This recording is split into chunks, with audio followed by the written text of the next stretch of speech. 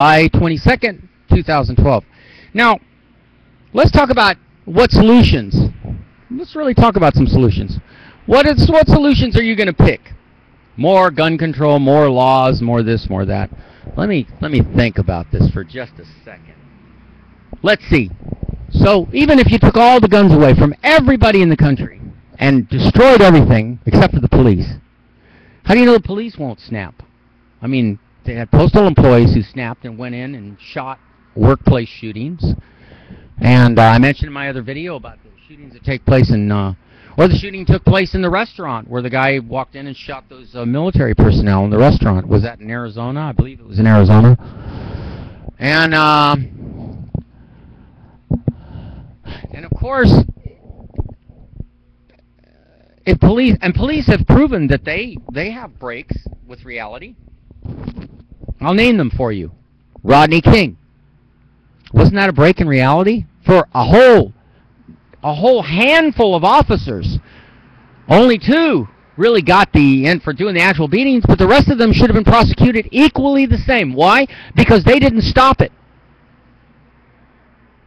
Now, let's see. What else can we talk? Let's see. Oh, yeah.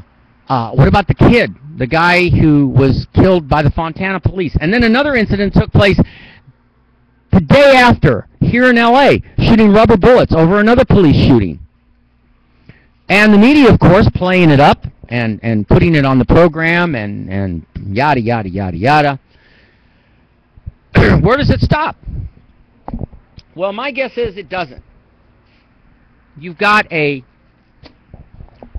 situation of what I call overpopulation in the big cities, and this overpopulation is in itself a problem, a quandary of nothing but contradictory problems that will continue until, well, what would I say? Until there's a complete breakdown of everything. You know, it's fine when you go home and your life is all settled and your life has not been destroyed like mine was. It's fine when you can live like that. And yet, in my case, you know, like I said, there's nothing to live for. I could talk from now till doomsday, doing thousands of conversations. Actually, since I titled it Colorado Shooting, The Truth, Part 1, Part 2, and I guess this one will be Part 3, I've had 16 views on the Colorado Shooting number 1, Part 1, which I just re-edited and put Part 1 in there so that people know I'm doing a series of this today. And you know, the media is not going to interview me, and of course they're not going to pay me what they paid Zapruder for that film of the assassination of John F. Kennedy. But regardless of my claims and my rants and raves and all the stuff that I've talked about, very few people can really grasp or understand the awareness level that I'm at.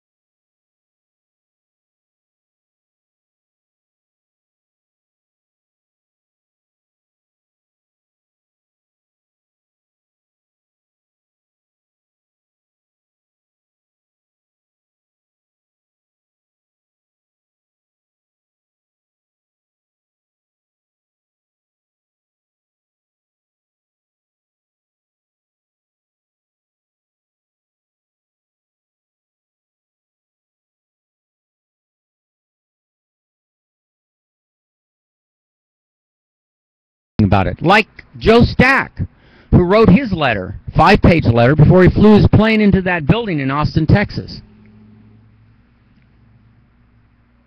So instead of the Secret Service offering me help when I asked for help. Back when I was in the House in DeSoto and Hart, they threatened me. And they threatened me when I was, for years, since the Reagan administration, I hacked the White House phones and talked to all kinds of people. And now the White House is instructed definitely to never talk to anybody that they don't know who happens to have a private number, which people can do that because I've explained to everybody how you can do that. But calling them isn't going to do any good because they're not going to care. They don't have any power anyway. All the power is segregated, separated. So the power is doled out in bits and pieces. You know, it amazes me that on one hand you have such fantastic technology, and that if I was on stage with Al Gore, let's say, and he showed you the picture and inconvenient truth of the Earth, the first real picture, but that's not the one I did. In order to get through to your awareness level, even the people who don't understand me or don't want to take the time to understand me, if I could show you the picture of the planet Earth from the orbit of Pluto 6 billion miles away, you would not only see how tiny we are, how insignificant we are, but the other fact, the double-edged sword, the amazing thing about it is that we're able to